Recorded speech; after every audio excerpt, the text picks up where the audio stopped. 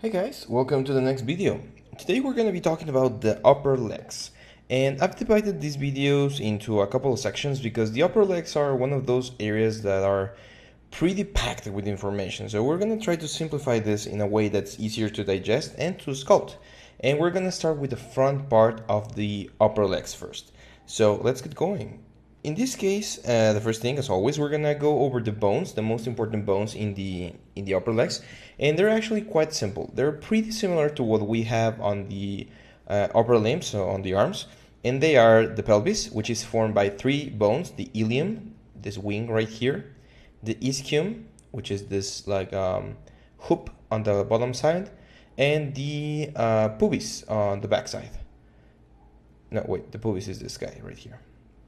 So it's like 1, 2, and 3. These three bones merge together when we're really young, and they create the pelvis, and we got two sides to the pelvis. On the back side, we're going to have the lumbar vertebrae. We're going to have the sacrum, which is this big triangular piece here, and the coccyx, which is a little tip here. If you ever fallen on your butt while roller skating or skating in general, you probably hurt your coccyx.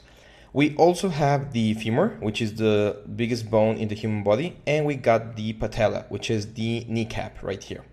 Those are pretty much it. There's not a lot of secrets here. The one thing that I do want to share, no, actually we do have a couple of secrets. Don't lie, Abraham.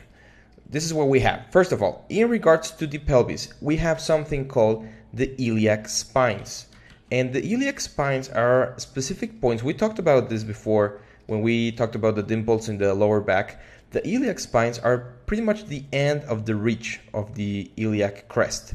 And we have 4 iliac spines. The way you're going to identify them is by their acronym, and it's superior, anterior. No. First is anterior superior iliac spine. This is this one right here, the upper one. And then anterior inferior iliac spine, which is the bottom one.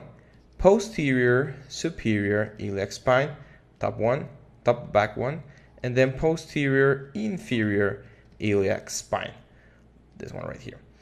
It's really not that important for you to memorize all of that. It's just important for you to know that those spines are going to be important insertion points for several of the muscles that we're going to be talking about. In regards to the femur has a very important characteristic, and that's the fact that it also is a ball and socket connection or articulation, but it has this almost 45 degree angle change. This allows for our weight to be distributed in a more efficient way. If we had straight femurs, what would happen is that the pressure that our feet would get would be enormous. So the body evolved into this way so that it's easier for us to pretty much carry our own weight throughout our lives. Now, this also gives us an interesting thing. Since it is pushing in this 45 degree angle, we're going to have an extra kind of push in our skin at this side. And that, my friends, is what gives us the hips. The hips are created pretty much due to that 45 degree angle pushing our skin to the sides. Now, let's jump into the muscles of the front side of the leg. Now, the main muscle that's gonna pretty much encompass about like 60% of all the leg volume is gonna be the quadricep. And the quadricep, as its name suggests, it's made out of 4 heads. But similar to what we had with the tricep, even though the tricep had 3 heads, we only saw 2. Well, with the quads, even though we have 4 heads, 4 muscular heads, we're only gonna see 3. And those 3 are actually, they got their own name, so it's important for you to know them. It's the vastus lateralis, rectus femoris, and vastus medialis. Lateralis means lateral, so it's going to be on the side. Medialis means medium or midline, so it's going to be in the middle. And rectus femoris is going to be right in the middle. Now, how does this work? They all start on this iliac spines that we talked about, and they all originate there, and they're going to create like a big, really big drop shape, like so. Shape right there. It's a very distinctive. I mean, if you ever seen like bodybuilders, you can clearly see the teardrop these muscles make. Now, on the front side, all of these muscles, along with the forehead that's beneath them, will converge into a very big tendon that's gonna pretty much cover the patella and go all tibia, like so. And this big tendon happens similar, in a very similar way, like the one from the tricep. Actually, let me make a quick tangent here. The arm, if you remember the arm, the shoulder, bicep, tricep, and then the hand right here. And the arm rotates this way, right? It folds this way. Well, the leg is very similar. We're going to have the butt, which is the glutes. We're going to have quad. We're going to have a bicep on here. And then we're going to have the calf muscles. And it's going to rotate the other way around. So arms and legs are really not that different from each other. The only difference is, of course, the size, and that one does like the forward motion and the other one does the backward motion. So in regards to the quads, the vastus lateralis is going to be this side muscle right here. It's going to have its big volume here. It's going to push to the side, and it's going to give us pretty much the silhouette that we have on the legs, on the outer side of the legs. Vastus medialis is going to give us the inner side, and as you can see, similar to what we had on the tricep, one of the heads is going to be lower than the other one. This is important. There's always that balance, the water metaphor that we talked about.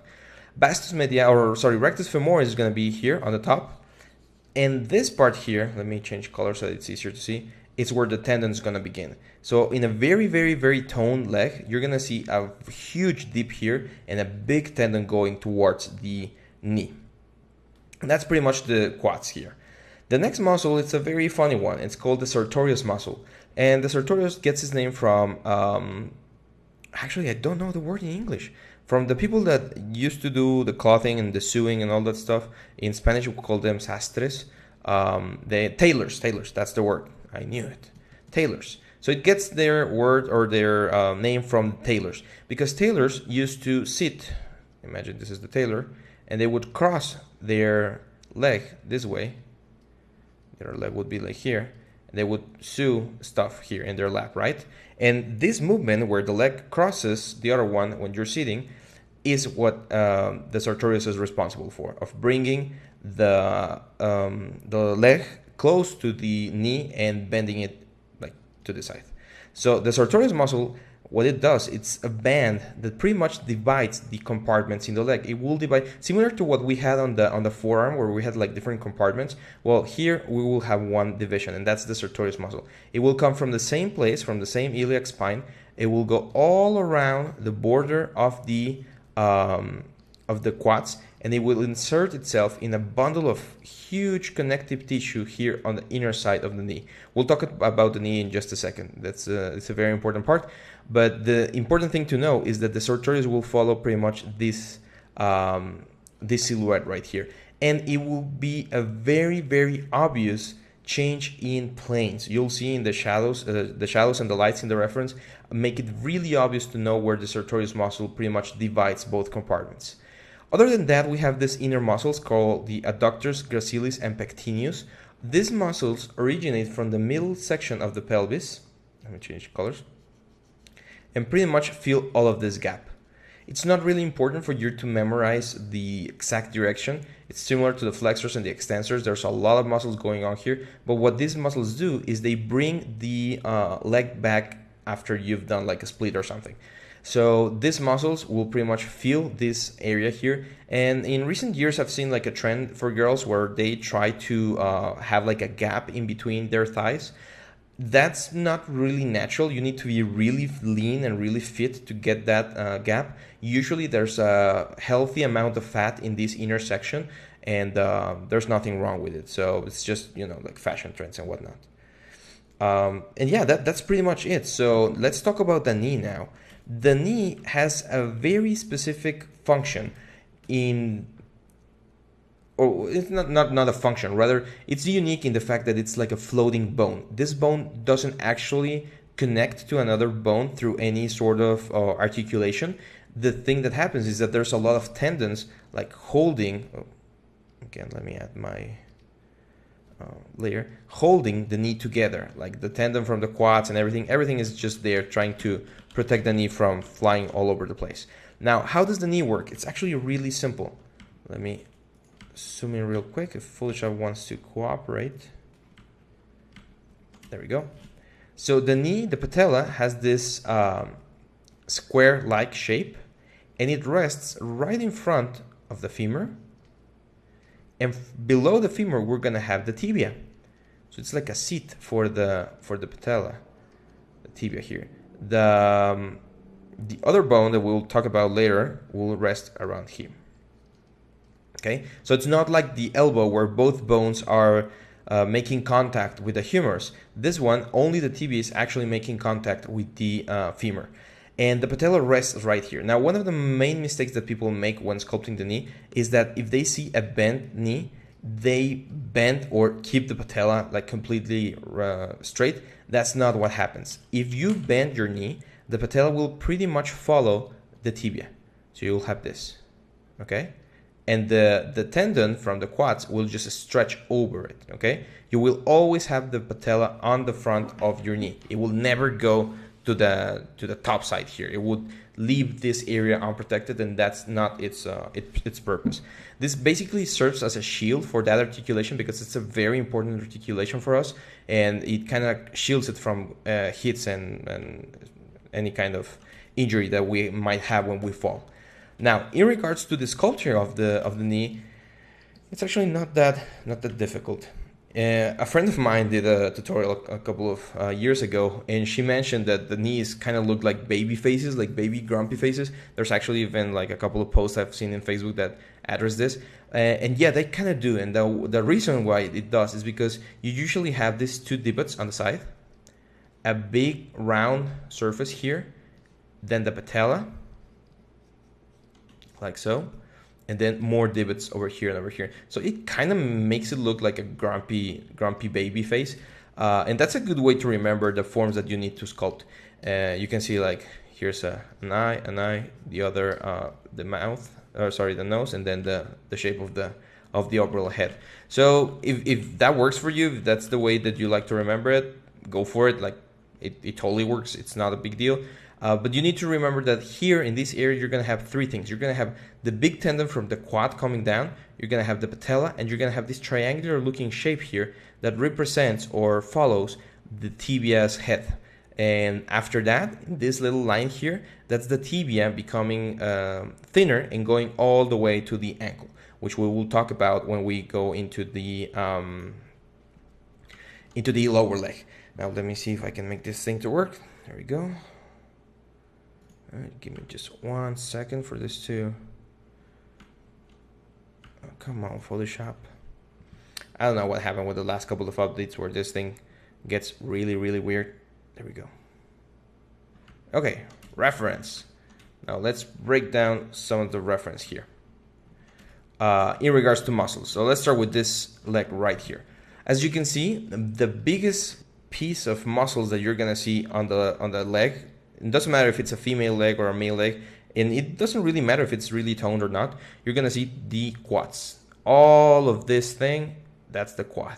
And see here, this is what I told you about. There's this big looking line here, kind of dividing the compartments of the leg. That's where the sartorius is. And the sartorius, rather than having the volume of the band, it's more like the indentation that it marks. It's like a rubber band, pretty much making a pressure there and creating this shape in volume here in the inner side of the leg. So that's what we're going to be sculpting once we hit our ZBrush part. Now on this side, oh, come on, let's give this a couple seconds. There we go. On this side over here, I think you can see the mouse. Just 1 more second. Sorry about that, guys. Okay, so this big muscle right here, that's the rectus femoris. That's the center muscle right there. This one right here is the vastus medialis, which is again on the middle side of the leg. And this one over here is the vastus lateralis, which is on the lateral side. Now all of this create the big tendon that you're seeing here, and it goes over, it's just very thin, it goes over and inserts itself all the way over here. That's why the exercises that you do in the gym, it's pretty much you sitting down with your quad, and you need to push like a bar through here because you're pretty much contracting this muscle so that the lower leg rises.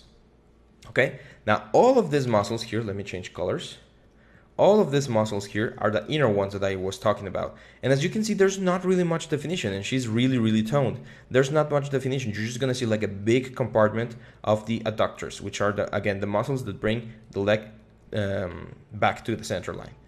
This part right here is very important in regards to what we were talking about, the sartorius and other muscles. This bundle of connective tissue here will give us a very distinctive silhouette. And this is the thing I wanted to show you before we jump into the sculpting process. If you see this leg right from the front, you're gonna see that on the outside of the leg, you're gonna have a very straight looking silhouette right here. It's pretty much a straight line.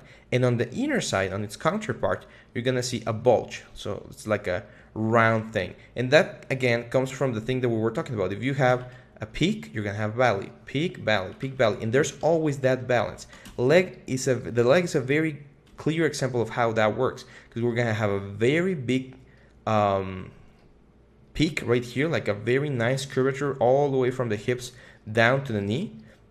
And to counter that, we're gonna have a very flat surface here on the inside that then is gonna change and become very curved down here on the lower leg. So be mindful of that. There's gonna be a lot of changes of direction, a lot of changes of forms and volumes along the leg. And it's very important for you to consider all of them, because that's what's gonna give you the best result possible. Now, if we go back here to the knee, just to further emphasize what we were talking about, this is the patella right there. And this right here is the head of the tibia. It pushes against the surface. That's why hitting your shin when playing soccer or any kind of sport hurts a lot, because the bone is really close to the skin, and the bones have a lot of nervous terminals, so it really hurts. And you're gonna see everything here. We're gonna talk about that later. Again, the angry baby kind of thing, dimple, all of these shadows. Just look at your reference and try to copy that. But the main thing is you're gonna have a little bit of volume from the quads here and here. You're gonna have the patella here, the tendon very straight here, triangle looking shape here, and then divot here and divot here. You see the little crevices there? Those are very important when constructing a proper knee. This one, for instance, it's a more not as athletic, but again pretty toned.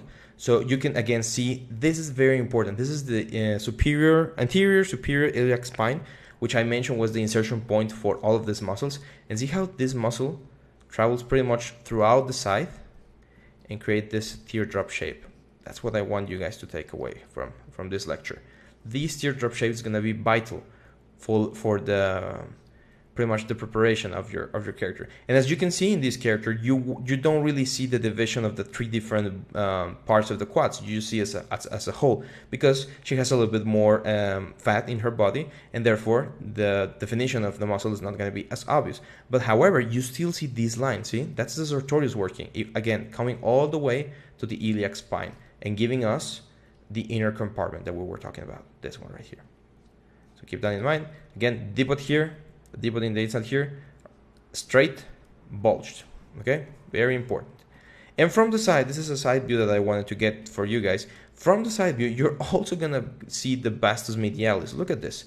Vastus medialis is huge. Sorry, the lateralis, vastus lateralis is huge. You're pretty much gonna cover half of the side of the character with just that muscle.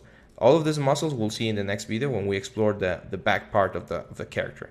But this right here, that's the vastus medialis, going all the way to the front, because we're gonna insert ourselves right there. We're gonna encompass pretty much half of the side part of the leg.